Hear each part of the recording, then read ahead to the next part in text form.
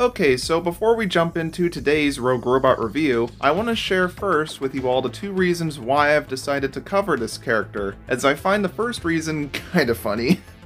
Okay, so one night not too long ago, while on a road trip with my family, I was sitting inside of a bathroom stall at some freeway truck stop, and I suddenly had the toilet thought of, hey, 3671 is really dang cool. I want to make a video about them sometime. And ever since then, I've had a little fascination with this character. Yeah, that's about it. That's all I had to say there. The other reason is that I want to make a certain someone happy, as one of my most consistent, reoccurring, and prolific commenters of all, Michael McMaki, has time after time again pleaded for me to cover 3671 in my style, and I am delighted to finally get around to making their dreams come true. Now, I don't usually decide to review a robot just simply because someone asked me to, but this is a special situation. This video is technically being made for me and everybody else, sure, but it's most especially for you, Mikey. You've waited for so long, and I hope that I will be able to please you with this one.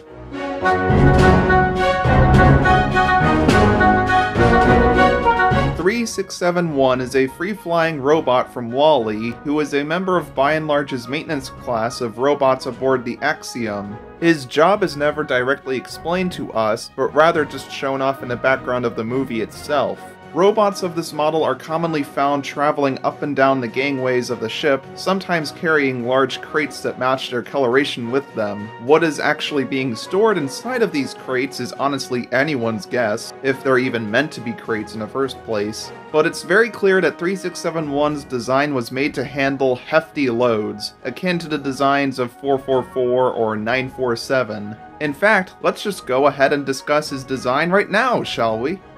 3671's main body is comprised of a large, blocky head with a primary subdued light beige color, with a pair of blue stripes going up and around the center of his body.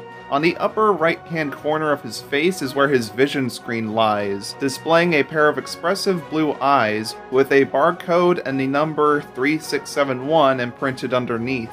On his backside is a B&L logo, and his lower body extends backwards a bit to hold this large gray cylindrical tank, which looks eerily similar to other tanks found on other cargo bots, with black metal wrapping around it and blue caps on each end. This tank might be used to store 3671's electrical components or some kind of vital fuel he runs on, I'm not entirely sure. But it's a nice and realistic looking addition to his build, but below that is where his arms are situated. Now, 3671's arms reuse the same shape and build as those of 444's, which is an example of animator Angus MacLane's modular system of reusing parts to create new robots in full action, therefore making these two fellas pretty closely related.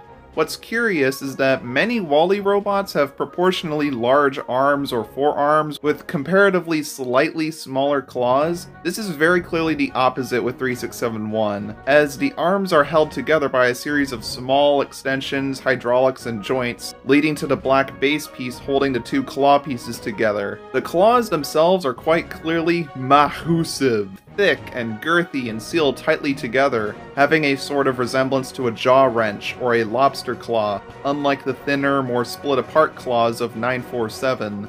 They start very blocky and gradually slope inwards to these blue tips with a gray underside and black grippers between them for holding onto cargo. And boy must these claws be strong, as they should be to transport such heavy cargo, probably capable of even lifting up a whole person. What a tough guy.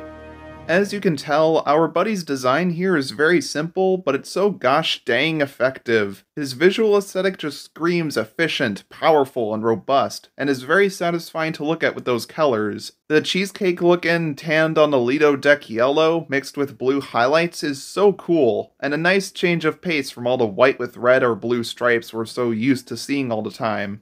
He's far from the most complex or detailed looking robot, but that doesn't really matter to me here. As is the case with the sauteed look-alike, it's the color and shape that really makes it for me. I would also really love to see an arm wrestling contest between this guy and 444. That would definitely be a sight to behold. Dude already looks like he goes to the gym like once a week anyway. That's a joke, by the way, people. Don't take, like, everything I say so seriously, God. His squarish design with small eyes and big hands also kind of reminds me of Ranft from Monsters Inc., if you know who that is.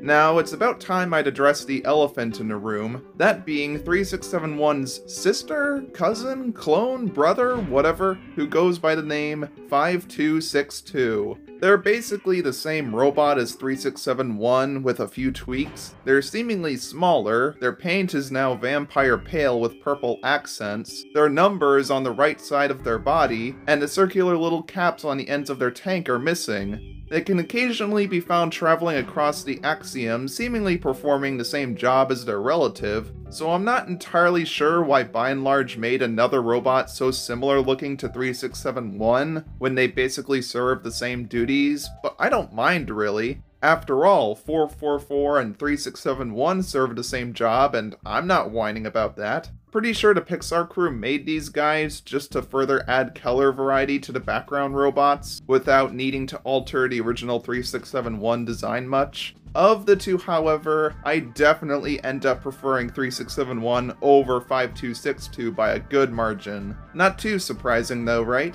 3671 units are very commonly found throughout the Axiom, more often than I expected, sometimes carrying cargo with them, but they're almost always found in the far background, not usually doing too much of anything really particularly noteworthy. There are a few prominent moments with them, however, including one going up the ramp and turning at the intersection before WALL-E encounters the humans, this fearful one who's keeping his distance from Hands, and another who skirts away once he notices the oncoming army of Stewarts. Coward. But I think we all know which individual of this model appears the most prominently. Oh yeah, it's Rogue Robot time. The Reject 3671 is found in Section 2B of the Repair Ward, alongside 4341, this little towel robot, and of course, our old friend here. Now, it's not actually known what 3671's defect is supposed to be, or why exactly he was brought here in the first place, but he is definitely one to be labeled as Rogue, as we shall see later on. He has a red boot attached to his head and shoulder, and is first spotted when WALL-E and Eve enter the repair ward. From this point onwards, we continually see him extending his shoulders outwards in order to press his hands up against the sides of his head. It's unclear why he does this, but it ends up looking like he's frustrated or uncomfortable with the noisy robots surrounding him, like he's trying to cover his ears or something. And yes, I'm well aware that he doesn't literally have ears, I'm just trying to make a human comparison here. Anyways, we finally get to see him again when WALL-E tumbles out of his spot, as he looks down the hallway and stares at the little escapee, before, I think, turning his attention towards the shaking one-eyed robot next to him. This is a fun detail, cause it looks like he's thinking to himself, ugh, why do I have to sit next to this weirdo here? Following the destruction of the repair ward's control box, he again looks back towards guilty little WALL-E, peeking out behind this car stick here, before watching the whole place shut down. Once he realizes that he's been freed, he does this awkward little hop out of his enclosure spot, and joins in with the partying crowd of escaped reject bots. On the other side of the glass doors, he can be faintly found peeking over the top of the blue grabber robot, and jumping his way towards WALL-E in the diagnostics room. And after that, he turns back around to leave the repair ward and is spotting traveling out the doors. And now comes 3671's peak moment. After coming around the hallway intersection, he suddenly runs into a random pedestrian robot, a coffee-serving Hands lookalike specifically, and drags it along with him, clutching it between his arms, before dramatically swooping him up into the air and releasing him, throwing him out of the way into an adjoining hallway, and then carrying on like nothing happened. This is genuinely such a hilarious visual gag that you have to have a good eye in order to catch. And you'll likely only catch it on like your third or fourth viewing of the movie. This little moment gives 3671 so much personality, showing he's not afraid to get pushy and aggressive, and I love it.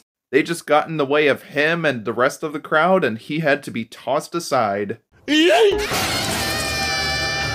After this, the camera drops back down to show 3671 being halted by the Stewarts, now sitting at the front of the crowd with Cardus and a small red robot. I love his face here too, like he's thinking to himself, oh no, we've been caught in the act. Guys, I'm scared. We can see him here in this profile shot, then getting surprised by Eve's arrival and having his picture taken, and after this comes another great blink and you'll miss it moment. After Eve and Wally run off and 3671 has been shuffled around a group of robots, he runs past the stewards before suddenly turning to his left. What's cool about this is that you can briefly see Spray right behind him, and with his massive sprayer arm, he pushes 3671 along with him, as evident by our boy's stunted expression and position. Oh, and yes, this was the last time we ever saw him. Gee, what a shock at this point, am I right? But anyways, 3671 was featured in a lot of secondary content outside of the movie. You can find one of them in the background of Bernie if you look hard enough. Fully white pictures of his model were used in the background of the RoboKit video, and on this robot chart placed behind Jason Deemer during behind-the-scenes interviews. Concept art of him can be found in this one photo of a wall of robot sketches, and while sadly it's cut off here, it proves how early the inception of this character truly was. His HD full-body image provides us with a great look at his design. I still remember how when I first stumbled upon this picture of him on the Pixar wiki, I had no idea where it came from, only to find out it was used in plenty of behind-the-scenes videos, including the Robo Everything featurette, the introduction to Combinatorics, and so on and so forth. In that pre-rendered shot, we can see a bit more of our rogue boy, fully in white, heading down the hallway right after tossing a temporary giant green brick, which of course would later be replaced by the robot he actually throws in the final movie. For one of the Wall-E video games, they decided to feature him with a very faithful recreation of his design, or at least of 5262's design, flying around some of the levels, and I had to save the best additional appearance for last. The Wall-E Build-A-Bot game. In this game, one of the heads you can place onto your customizable robot is that of 3671. And even better than that, he gets the honor of being the one to carry the sign logo for the game's menu screen. Isn't that awesome? Note how in the background of the repair ward here, Brella is located where 3671 is usually supposed to be. This was likely just an error or them including a random robot in his place so there wouldn't have to be two of 3671 on screen at once, but it leads me to headcanon that Brella was originally being held here before getting moved to the diagnostics room, and before 3671 was brought into the repair ward and placed there, you know? So as I just showed you, 3671 sure got a lot of love from Pixar and friends, but the fandom meanwhile, while they certainly have acknowledged his existence, haven't made any fan art of the lad himself. Not that I could find anyway, which is quite the contrary to 5262. Though it would be shameful of me to not bring up this adorable little meme here made by Michael himself. Thanks for creating this for me, dude, I love it. Get your own design, 5262. Oh, sorry. So there you have it, folks. 3671 has been covered at long last. You know, despite not being the most unique or standoutish robot in by and large's fleet, I sure had a lot to say about them. It really shouldn't be much of a shock now why me and several others adore them so much. Their likable design and color scheme, their fun interactions with other characters, the ample amount of additional content they're included in, and all the comparisons made between them and their sibling model, all turn this often perceived as nothing backgrounder into somebody truly special. Solid is the word I would use to describe this big block of cheese. They're potentially even a worthy contender for being among my favorite rogue robots, and it's been so much fun getting to fervently go over them with you. Also, quick side note regarding my viewers and the fan base, for the longest time, I've been noticing people making up fan names for the Wall-E background robots that don't have a name, and then proceeding to pass them off and show them around like they're canon. I see it in my comments, I see it on the wiki, and as someone who is trying to share the true facts and give my own thoughts on these obscure characters, it really grinds my gears seeing this. Like, sure, go ahead and make up fan-made names for these nameless characters. I encourage it even, I used to do it myself. But don't go around and treating them like they're official or factual. It really muddles people's perception of what's official and what isn't. I thought that should go without saying, but apparently, some people haven't gotten the memo. So at least in my own comment section, can some of you at least try to do away with this habit? Thank you. But now that I've gotten that off of my chest, thank you all so much for watching, and especially thank you to you, Michael. Hopefully now you can get some much needed rest. and I will see you all in the next one. Bye-bye!